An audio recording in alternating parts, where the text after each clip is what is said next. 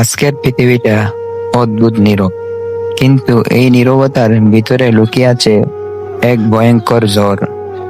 চারদিকে যুদ্ধের গন্ধ, রাজনীতির টেবিলে চলছে গোপন চক্রান্ত।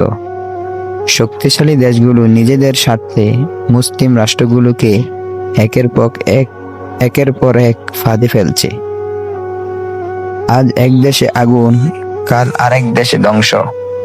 মানুষ মরছে, শিশুরা কাঁদছে, কিন্তু ক্ষমতাবানের ক্ষমতাবানদের চোখে যে কোনো দয়া নেই।